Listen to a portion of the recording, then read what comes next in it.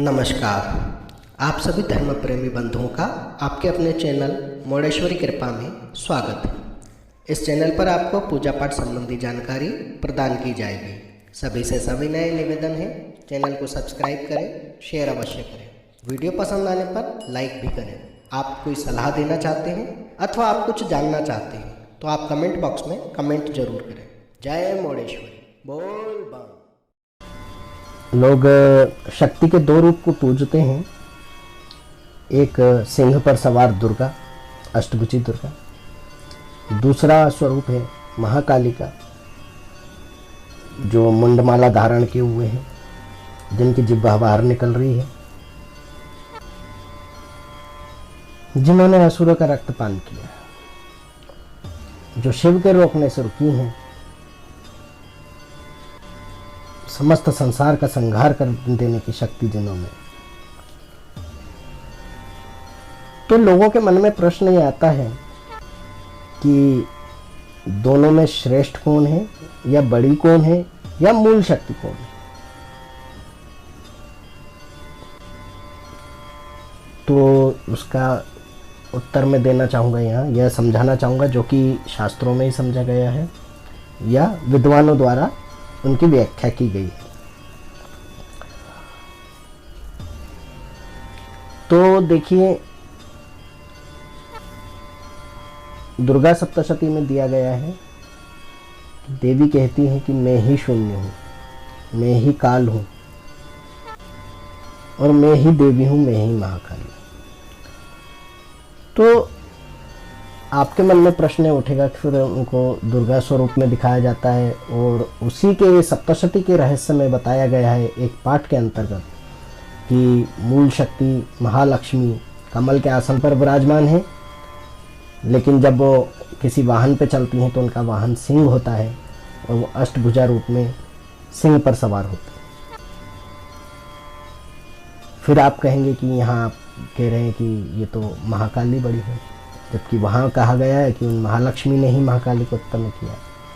तो देखिए, जब संसार में कुछ नहीं था, शून्य था, जैसा कि सप्तशती में ही बताया गया है, और हम भी दिमाग से सोचे कि जब कुछ नहीं रहा होगा तो शून्य तो रहा ही होगा। शून्य ना हो ऐसा तो हो नहीं सकता। या तो कुछ चीज़ें प्लस में होती हैं, कुछ माइनस में होती हैं, और अगर वो दोनों ही ना हो तो शून्य तो होता है, क्योंकि वो स्थिर संज्ञा है। तो शून्य जो है, वही जो शून्य है, वही मूल शक्ति। जब कुछ नहीं था तब घोर अंधकार और घोर रोशनी के बीच का एक तत्व जो था, या मध्य का जो था, वो जो शून्य ही था। उस शून्य में स्थित शक्ति की जब इच्छा हुई कि मुझे विभिन्न रूप करने हैं, या मुझे शून्य से ऊपर भी जाना है, नीचे भी जाना है, मुझे इसमें दोनों तरफ कुछ रचना करनी है, अद्वितीय करना है, कुछ अलग करना है। जैसे ही उनमें मन में ये इच्छा उत्पन्न होती है, तब सृष्टि की रचना होती है, तब वह मूल प्रकृति अपना अंश से, अपने ही अंश से अपने आप को आकार रूप में संचारित करती है। तो इस कथा पे मैं बाद में आऊँगा, लेकिन यहाँ मेरा समझाने का उद्देश्य ये है कि जब कुछ नहीं था तब शून्य था, और तब वहीं से सृष्टि प्रकट होती है, वहीं से नाद प्रकट होता है, वहीं से सब संसार प्रकट होता है। लेकिन जब रोशनी और अंधकार, अंधेरे और उजाला जिसको हम बोलते हैं, उसका प्राकट्य नहीं हुआ, तब अंतरिक्ष में क्या है? मात्र काल है। काल अर्थात समय भी होता है। तो अगर उसको हम पुरुष भाव से देखते हैं तो वह काल है, और स्त्री भाव से देखते हैं, स्त्री संज्ञा में देखते हैं तो वह काली है। क्योंकि वह आदि है, अनंत है, वहीं से उत्पत्ति होती है हर चीज की, तो उसको हम महान कहते हैं, यानी कि बड़ा कहते हैं, आदि कहते हैं। तो इसीलिए कहते हैं आदि शक्ति, आद्य शक्ति, महाशक्ति, माहेश्वरी, महेश्वर, यानी कि सभी ईश्वरों से ऊपर, सभी ईश्वरों में महान, यानी कि ईश्वर तो एक ही है पर वही सर्वेश्वरी है, यानी सबकी ईश्वर वही है, सबके ईश्वर वही है, वही स्त्री है, वही पुरुष है, उसमें कोई भेद नहीं है, क्योंकि वो आत्म रूप से कोई लिंग निर्धारण नहीं होता है कि वो स्त्री है या पुरुष है। ठीक है। तो इस प्रकार से जब कुछ नहीं था तब मात्र शून्य था, मात्र काल था, मात्र समय था। उस समय से ही सबका रचना हुई है। तो उसी का स्वरूप है कमल पर विराजमान अष्टभुजी महालक्ष्मी।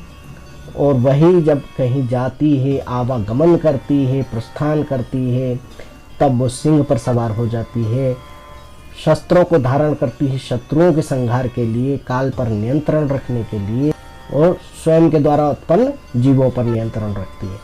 तो शस्त्र धारण करती है वही सिंहवाहिनी है, वही कमलासिनी है, वही मूल रूप है। उससे उत्पन्न त्रिदेव और त्रिदेवियां हैं, जिसके बारे में जैसा कि मैंने कहा आगे हम चर्चा करेंगे।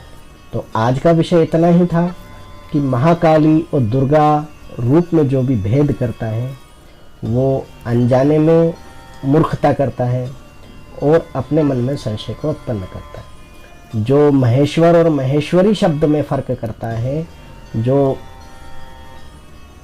पुरुष और स्त्री का भेद करते हुए, किसी लिंग निर्धारण का भेद करते हुए भक्ति करता है, तो वो ना तो देवी आराधना कर सकता है, ना वो शिव उपासना कर सकता है, ना वो नारायण उपासना कर सकता है, ना लक्ष्मी उपासना कर सकता है। करता तो है परंतु उसका फल जिस प्रकार उसको प्राप्त होना चाहिए नहीं होता है। इतना भागवत, श्रीमद् भागवत, भागवत पुराण, गणेश पुराण, वायु पुराण, अग्नि पुराण, शिव पुराण, स्कंद पुराण, ये सब क्यों देखते सुनते हैं? इतना सारा हमने टीवी पर सीरियलों में देख लिया। जिन्होंने पुस्तक नहीं पढ़ी उन्होंने तो उसी में देखा है, जैसा जिसने दिखाया समझाया वैसा उन्होंने समझा। परंतु कुल मिलाकर एक ही चीज के ऊपर ये सारा कुछ चला है। इस सृष्टि का आरंभ कैसे हुआ, अगर आप उसी को जानना चाहते हैं, आप कहाँ से आए हो ये आपको पता चल जाता है, क्योंकि आप भी वही हो, वहीं से तो आए हो। उन्होंने तो कहा है कि मुझे एक से अनेक होना, उसे एक अनेक में आप भी एक हो। तो वही अंश तत्व आपके अंदर भी है। वही 5 तत्वों से पूरी प्रकृति का निर्माण हुआ है, वही 5 तत्वों से आपका निर्माण हुआ है। हाँ, आप ये सोचते हो कि जैसे वो उसमें दिखाया है कि चमत्कार सब कर लेते थे बैठे बैठे, हम भी करने लगेंगे, वो भगवान थे हम भगवान हो जाएंगे, तो नहीं, आपको वो उतने कर्म करना पड़ेंगे। वो एक ने जो कर्म किए हैं वो अनेक नहीं कर पाए हैं। अनेक में से किसी एक ने उस कर्म को किया, उसने लेवल तक किया, उस तरीके से किया, तो वही सब वहाँ तक भी पहुँच गए। ठीक है, तो इस प्रकार से सृष्टि का निर्माण हुआ है, इस प्रकार से ये देवी हैं। और इसके आगे के वीडियो में मोडेश्वरी देवी कौन है और दुर्गा, काली, मातंगी, इनके इन अलग अलग स्वरूपों का प्रयोजन क्या है, ये सारी चीज़ें हम आगे के वीडियो में एक एक करके बताएंगे। आप सभी जुड़े रहिए, बने रहिए, वीडियो को लाइक कमेंट शेयर कीजिए, सभी जुड़े रहिए और इस प्रकार से बने रहिए। जय मोडेश्वरी, बोल बम।